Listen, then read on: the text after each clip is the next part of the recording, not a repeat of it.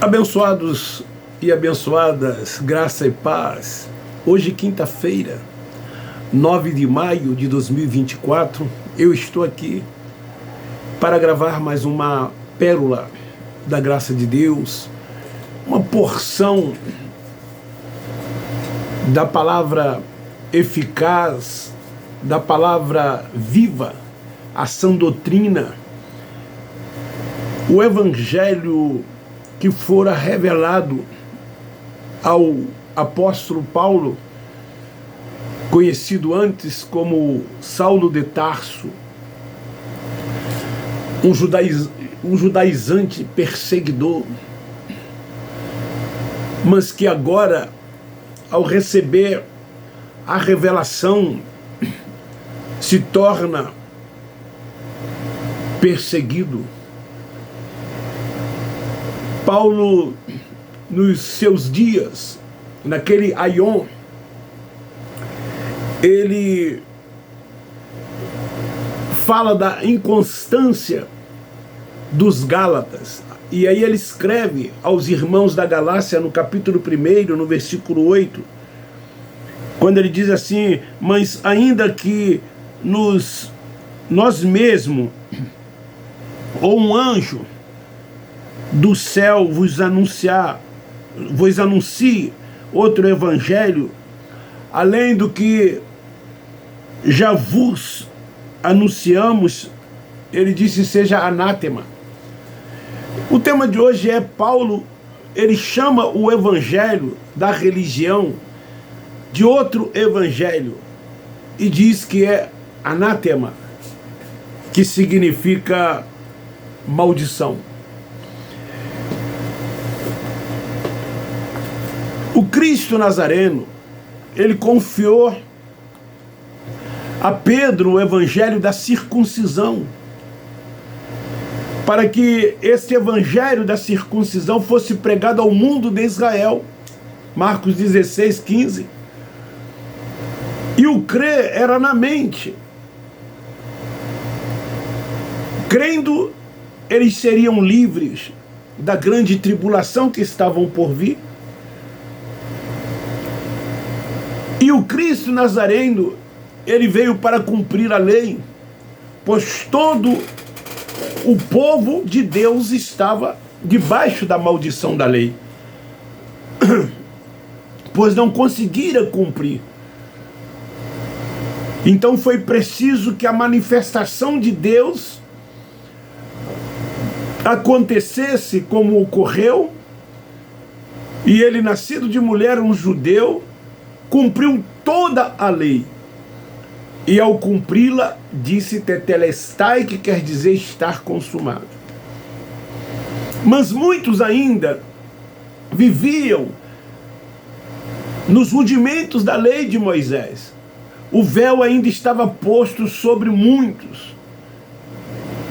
Muitos ainda não haviam compreendido que aquele evangelho ficara para trás e que o Cristo ressuscitado, ele traz uma revelação, ele traz as boas novas, uma boa notícia, e revela todas essas coisas a Paulo. Evangelho este que Paulo diz que a ele fora confiado por Cristo ressurreto, o evangelho da incircuncisão. Hoje, quando nós olhamos para a religião, nós que fomos de lá, como eu, quase 50 anos, notamos hoje, com o entendimento que temos, porque fomos salvos na mente, antes não, que o evangelho praticado dentro das denominações evangélicas principalmente tem tudo a ver com o evangelho da circuncisão. Eram 613 leis. Leis estas que eram divididas em 365 e 248 positivas e negativas, o que se devia fazer e o que não se deviam fazer. Hoje, dentro desses lugares, são atados fardos pesados sobre os ombros dos filhos de Deus que lá ainda estão. O véu está posto sobre eles. E tudo quanto o Nazareno fez, eles trouxeram para depois da cruz. E fazem dizendo que se Jesus de Nazaré fez, tem que se fazer também. Hoje eu estava caminhando quando vinham duas irmãs e uma outra passou por elas e disse assim: fala de Jesus para ela. Eu fiquei fazendo uma reflexão, porque eu fiz muito isso. Eu tinha muito essa preocupação de falar de Jesus de Nazaré para as pessoas. Mesmo que eu dissesse que ele havia ressuscitado. Mas a religião ensina que tudo quanto o Nazareno fez, se tem que fazer. Se ele falou acerca que se deve dizimar, tem que se dizimar. Se ele frequentou templo, tem que se frequentar templo. Se ele ia aos montes, tem que se ir a montes. Se ele jejuou, tem que se jejuar. Se ele se batizou, tem que se batizar. Se ele participou da Páscoa, tem que se participar também, aspas, dessa tal ceia do Senhor. Enfim, seguir os rudimentos. Sem falar nos preceitos dos homens. Porque eles criam normas, eles criam regulamentos, eles têm os seus achismos, aquilo que eles acham que tem que se fazer de uma doutrina, porque eles se colocam na posição de anjo da igreja, de profetas, de ungidos de Deus. Eles vendem isso para os filhos de Deus que lá estão. Eu durante anos e anos acreditei que um pastor, aspas, era um ungido de Deus. Que um pastor, aspas, era o anjo da igreja. Que um pastor, aspas, era um profeta. Era um reverendo. Era um homem diferenciado. Quanto muitos também creem e creram assim. Então, não existe outro evangelho, diz o apóstolo Paulo. Fuja do evangelho que Paulo chama de anátema, como eu fugi. O termo anátema é empregado como maldição. O apóstolo Paulo, aqui em Gálatas 1:8, ele diz: não existe outro evangelho. E ele diz: estou admirado de vocês estarem abandonando tão depressa aquele que os chamou por meio da graça do Cristo ressuscitado para crer num outro evangelho. O evangelho eterno, o evangelho da graça de Deus. Paulo escreve aos Gálatas para salvar o cristianismo do legalismo judaico, visando numa doutrina transcendental que em qualquer época há sempre o risco de alguém ou um segmento religioso inclinar-se para esse legalismo. Assim como se fazia nos dias de Paulo. Paulo diz que eles estavam se inclinando para um cristianismo judaico. E hoje eles continuam fazendo isso dentro dessas sinagogas, desses templos que eles chamam de igreja.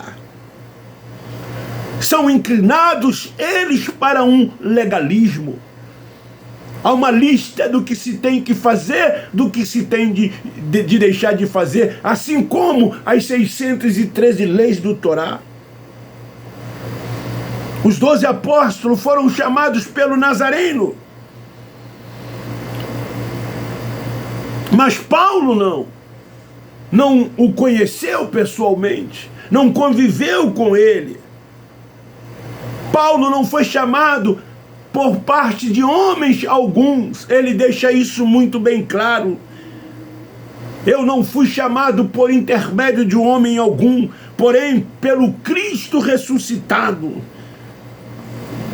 Porque Deus, o Pai, o ressuscitou de dentre os mortos, como está aqui em Gálatas capítulo 1, versículo 1. Paulo, apóstolo, não da parte de homem, nem por homem algum, mas por Jesus Cristo e por Deus Pai, que o ressuscitou dentre os mortos. Porque Cristo era a manifestação de Deus, ele foi a manifestação de Deus. Portanto, a mensagem da graça de Deus, ela não é uma invenção humana. Eu não estou inventando essa mensagem, essa revelação do Evangelho eterno, nem tampouco nenhum pregador, nem tampouco nenhum daqueles que creem nessa revelação. Então Paulo, ele defende o seu ministério, porque na sua época havia um questionamento sobre o seu ministério. Porque o evangelho apresentado por Paulo não era o mesmo evangelho pregado pelos apóstolos, e portanto, quanto outros foram feitos discípulos, era um evangelho totalmente diferente do evangelho que eles pregavam ao mundo de Israel. Então começaram a questionar este evangelho, o evangelho eterno, o evangelho da graça de Deus, o evangelho da revelação. Esse evangelho que nos alcançou, que nos abriu a mente e nos deu o entendimento. Eles achavam que o evangelho de Paulo era menor do que o evangelho pregado por Pedro. Sabe por quê? Porque os 12 apóstolos tiveram contato direto com Cristo Nazareno. E Paulo não conviveu com Cristo Nazareno. Ele morre e ao ressuscitar ele se dirige a Saulo de Tarso. Ele encontrou-se com Paulo de Tarso.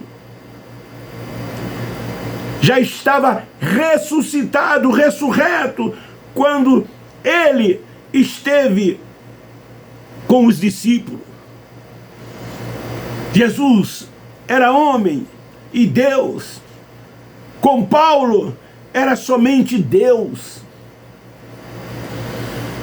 Aquele Jesus que nasceu de mulher, nos dias da sua carne, que conviveu com os discípulos, ele era humano, mas o Espírito de Deus estava nele. O Cristo humano, o Cristo carne, não foi esse que apareceu a Saulo de Tarso. O que apareceu a Saulo de Tarso foi o ressuscitado, foi o ressurreto, foi o Deus Espírito. Paulo diz: o meu ministério não tem parte com homens, e nem por intermédio de homens. É necessário que ele use da autoridade do nome de Cristo e Deus Pai, como ele fala em Gálatas 1:1, que são formulações de fé para combater os seus inimigos do evangelho da graça. Porque Paulo constituiu o inimigo quando ele recebe esta revelação deste evangelho da graça de Deus, assim como nós. Aqueles que se diziam amigos nos viram as costas. Aqueles que se diziam nossos irmãos já não nos reconhecem como seus irmãos. Até mesmo dentro da própria família, nós, quando temos o entendimento, quando recebemos esse evangelho eterno, nós somos desprezados por muitos. E muitos viram as costas para nós, até mesmo no seio de nossas famílias. Isso ocorreu com Paulo. Por isso que acontece com você, meu irmão, que hoje tem um entendimento do Evangelho da graça de Deus. Mas nós, por sermos espirituais, o amamos cada vez mais. Eles não conseguem entender, eles não conseguem compreender. Nós não os chamamos de herege, nós não os chamamos de desviado, de nada desses adjetivos, porque eles são nossos irmãos e com o entendimento que temos, reconhecemos que o véu está posto sobre eles, que eles são cegos guiados por cegos. Mas não, o contrário disso, eles nos atacam, eles nos acusam e nos viram as costas. Hoje não tem sido diferente este evangelho da religião, com preceitos de homens e rudimentos da lei mosaica.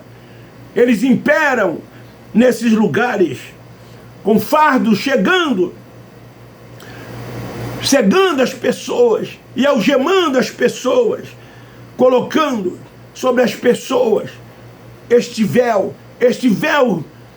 que era a lei, este véu que estava posto sobre muitos nos dias de Paulo. Então, os nossos irmãos que lá estão não conseguem viver uma liberdade. Essa liberdade que nós vivemos, da graça de Deus. Nesse evangelho, os líderes labutam para defender os seus cargos, seus interesses, suas tradições. Não ensinam a verdade da santa palavra de Deus.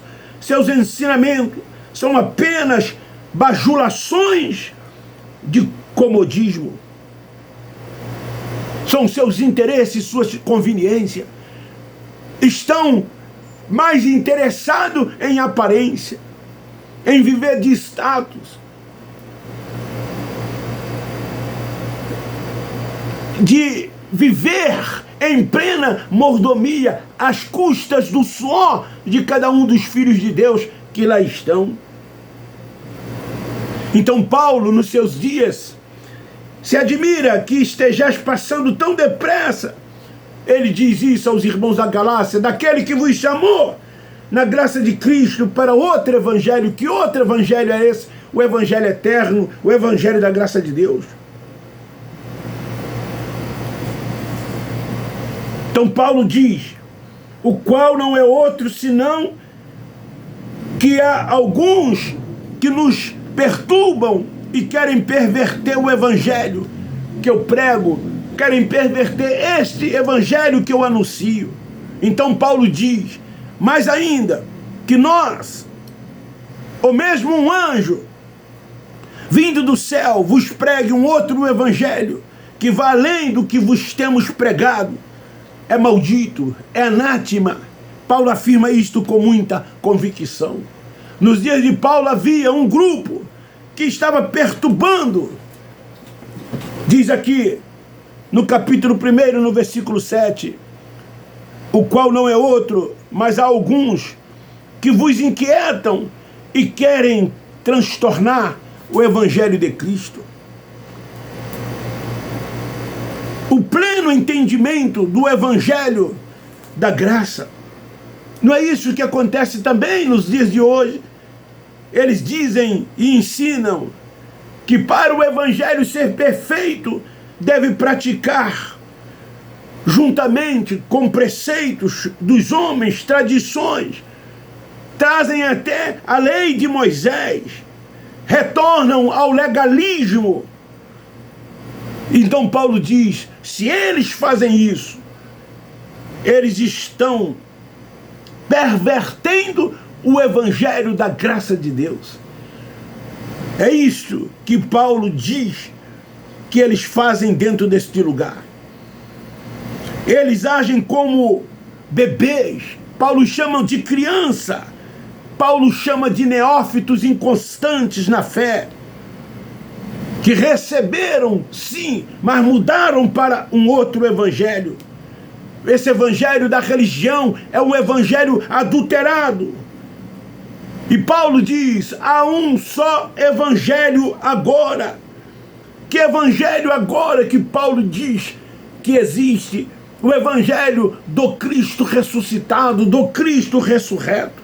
O evangelho que ele recebeu diretamente daquele que morreu, mas ressuscitou. Este é o evangelho que deve prevalecer. Este é o evangelho que Paulo anunciava.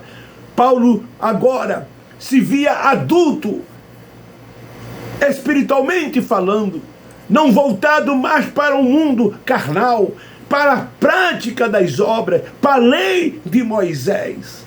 Ele cresceu, ele agora não fazia mais coisas de menino, ele não pensava como menino, ele agora era adulto, era alimentado com a sã doutrina, com a palavra da verdade, a palavra que liberta, a palavra que leva-nos a viver uma liberdade plena no Espírito. Então, Paulo sofreu nos seus dias, foi perseguido por muitos, achando que o evangelho ensinado por Paulo, eles achavam que precisava de um complemento. Gálatas 5, 3, 6 e 12, o evangelho da graça não é casado com a lei. A revelação dada pelo Cristo ressuscitado a Paulo não tem nada a ver com o evangelho de Pedro, que lhe fora confiado, com o evangelho da circuncisão.